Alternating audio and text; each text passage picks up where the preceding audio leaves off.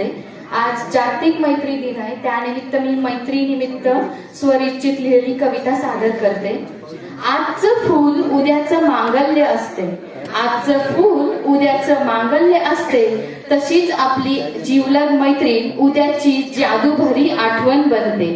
एकमेकांचं हित, सुख दुःखाची साथ, शब्दा वाचून बोलका आधार, तर पवित्र आणि निर्मळ अशी आपुलकी।